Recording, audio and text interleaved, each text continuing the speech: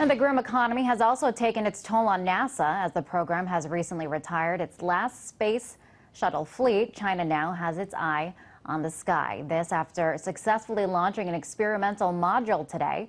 China is well on its way to building its own heavenly palace. So as the Chinese space program is getting a thumbs up for its celestial ambitions, and American astronauts stick their thumbs out to hitch a ride on Russian rockets, is this the next start of the great space race? Joining me now for more on this is William Anderson, Associate Professor at Frostburg State University. Hi, William. Thanks for joining us. Well, good to be here. Thank you. China now has some ambitions of placing one of their own men on the moon by the year 2020. Do you see the U.S. cooperating with China, or will this launch a new space race? That's a good question. I think the wise thing would be to cooperate with China. This would be a great thing. Unfortunately, we also have political voices here in this country claiming that somehow this is a threat to us. I'm not sure how it's a threat to us, but I'm sure that that very clever people in Washington will try to beat the drums and claim that we have to try to get back to the moon before the Chinese do, or maybe that this is the first step to war. I don't know, but I do believe that it would be a good thing to cooperate, absolutely. I understand that the U.S., they see it as a threat because they think China could possibly be using space for military ambitions. Do you think that's a valid fear?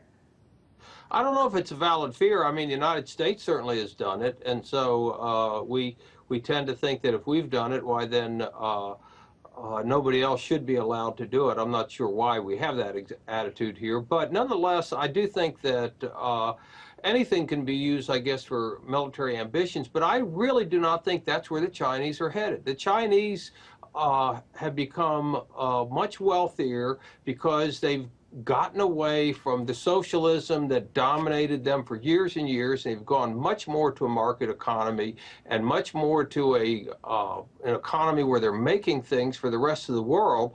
So I'm not quite sure how how people can square that with the idea that what China really wants to do is make rockets so it can blow up all the markets where it's selling things. I'm not quite sure how people come to that conclusion, but you know that a lot of people in Washington will come to lots of conclusions that are strange.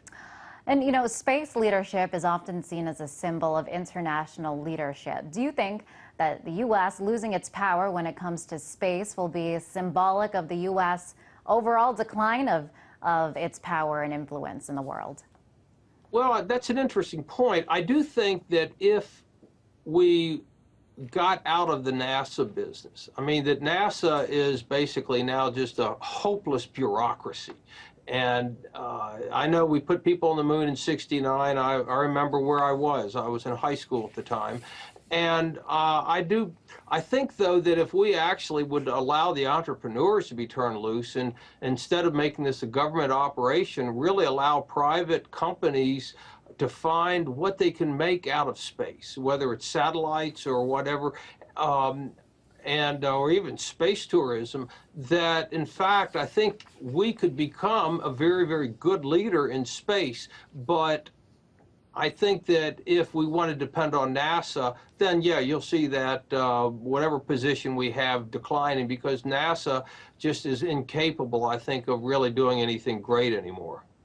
Right, and we're seeing some more cooperation between China and Russia. Russia sold China some space suits and some other space gear. Why isn't the U.S. part of this collaboration?